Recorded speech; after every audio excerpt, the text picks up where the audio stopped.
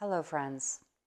Have you noticed that you can still hear the critical voice of the narcissist in your mind long after you've had contact with them? You may still be judging yourself for certain quirks that you have, or certain facial expressions that you make, or certain foods that you enjoy, or songs that you like, or the way that you sing, the way that you dance, because the narcissist had once criticized you for it. This is a highly common experience for survivors, and it's one of the hardest ones to recognize and to shake. I personally like to call it the narcissistic parasitic brainworm. So the narcissistic mindset is literally parasitic, and it will continue feeding off of your energy long after they are physically gone from your life. Furthermore, the negative self-esteem and self-speak that you are rendered with after that experience could leave you more susceptible to narcissistic relationships in the future. So it is extremely important to recognize and understand this feature and root it out. Getting you to believe horrible things about yourself is how a narcissist asserts control. Once you can no longer see yourself clearly, you will turn towards them for validation and then succumb to their authority. As we all know, during the abuse cycle, terrible things are said about us. We are made to believe that we are awful, that we are crazy, we are demeaned in subtle and not so subtle ways over the long term. Since the human brain is conditioned to adapt to repetition and take on energy and belief systems based on repetition, we deeply take in and over time accept information that has been repeatedly fed to us. It's called programming. And the narcissist does this well. It's part of their game. And after we have separated ourselves from these people, their voices can echo in our thoughts for a long time. And this is illustrated by Narcissus's counterpart named Echo. She was his partner in the myth that gave this complex its name.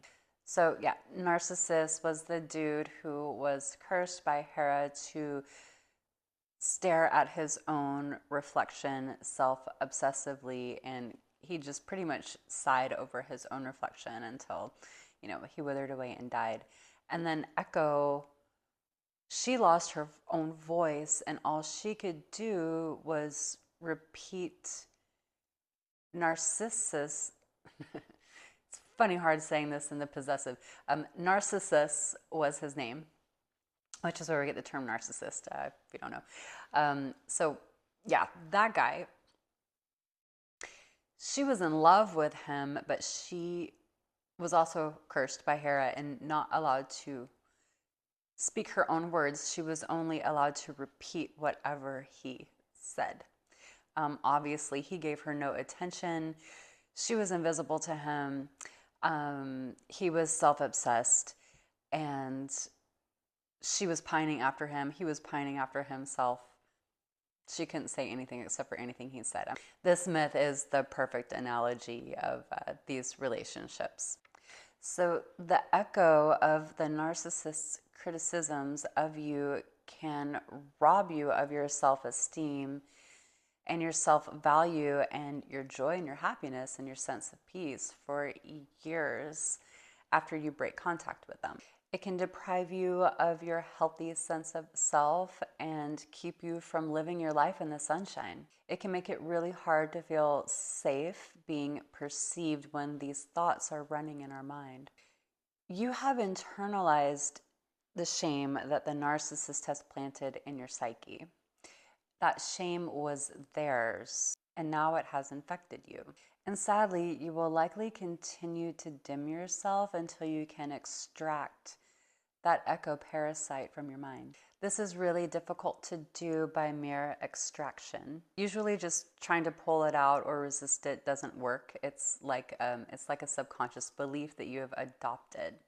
And this is because there is a subconscious hook that has kept this echo in place. And likely that hook is a subconscious belief that you already had before this person showed up and poured their poison into you. That belief is like an open receptacle, and had you not had it, you would have been more resistant and not as susceptible to the narcissist and the bullshit that they were feeding you.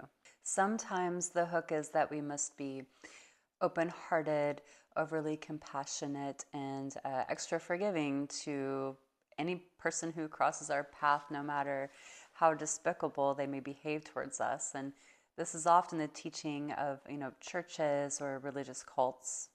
Or it can be a belief or a set of beliefs that we are inherently unworthy of love, we are not valuable, that we are somehow defective.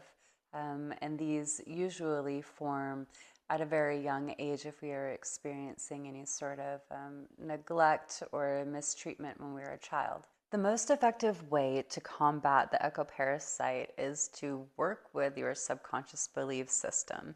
Focus on installing beliefs that support your sense of self-worth. You are worthy, you are healthy, you are beautiful, you are worthy of love, you are capable, you are enough, you are a complete person, you are strong, you are accepted, you're a great friend, you have a beautiful heart, etc. Whatever it is that the narcissist is providing or once provided during the love bombing stage of the relationship that you feel like you cannot live without, or the things that you are afraid to let go of, is your hook and indicates your wound receptacle.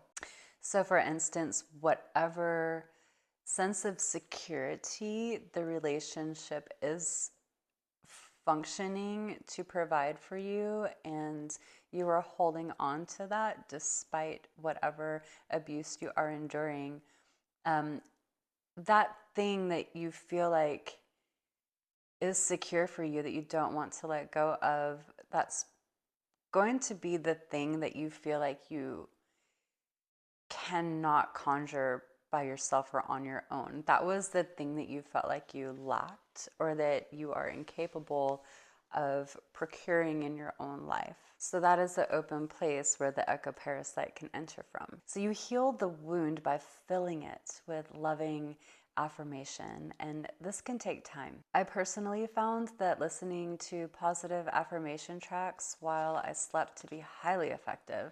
It's a lot like those videos about healing where a person has a glass of muddy water or red wine, and then they say healing is a lot like this, and then they turn on the faucet and they let the clear water pour into it, and it just goes and goes and goes and goes, like a whole bunch of clear water keeps pouring into it, and then shortly thereafter you start to see the water in the cup become a little bit lighter, and then gradually it becomes lighter and lighter and lighter as, like all the sludge starts to flow out because the cup is overflowing and clean water just keeps going in there. And it can take a while. Like it can take, about a minute or two for this one little glass to actually flow clear. But at one point, the water inside the glass is as clear as the water that's coming into it. Like it's the same concept. In order to get this toxic parasite and these terrible thoughts and beliefs that were instilled in your mind out, you have to continue filling your receptacle with good things about yourself, with clean water. And unfortunately, it doesn't happen overnight, but with time and consistency, that stuff will be flushed out of your system, I promise you. So if you continue to fill yourself with positive beliefs until you truly believe them, then that echo parasite will eventually completely fall away. Your actions will also gradually reflect your positive beliefs, and this will reinforce the growth that you are making. It will in turn heal your own narcissistic wounding. So we become narcissistically injured and wounded in these relationships. We start behaving these ways out of self-preservation, which causes us to move further and further from our true nature. Oftentimes in the aftermath of these relationships, we have lost touch with who we really are, And so much of the grief and the despair has to do with feeling like a complete and absolute shell of ourselves. We've lost our joy, we've lost our sense of trust, we've lost our sense of belonging with the world and within ourselves. And we often don't like how we have behaved in reaction towards the abuse that we have experienced. And when we have those echoes haunting our thoughts, repeating the terrible things about us that the narcissist had said over and over and over again, we can be incredibly disheartened. But the good news is, all of that can be reversed. And like I said, it takes some time. Just be patient and loving with yourself. Continue to say good things to yourself. Write good things to yourself. You can find positive affirmation tracks online. Listen to them while you sleep. I'm about to make some of those and I'm really excited to share them with you. But please keep filling your own glass with yourself once more. Spend time with people who love you. Do the things that you love and enjoy, and eventually that echo parasite will fade away. But I want you to know that you are not crazy for experiencing this. It's one of the hardest things we go through when we come out of these situations. It's incredibly tormenting to continually hear the echo of the narcissist's criticisms in your mind, and you can't just rip them out, unfortunately. So just be sweet to yourself. That's the quickest and the best way to move through that. And I send you so much love. You've got this. I know sometimes it feels like it's going to be like this forever. I remember being there, but it gets better, I promise. Just believe in yourself and keep loving yourself, and those voices will go away. And someday soon, you'll look back and you'll remember those little voices, and you'll realize how absolutely ridiculous they were. You've got this. I hope you found this helpful, and I'll see you in the next video.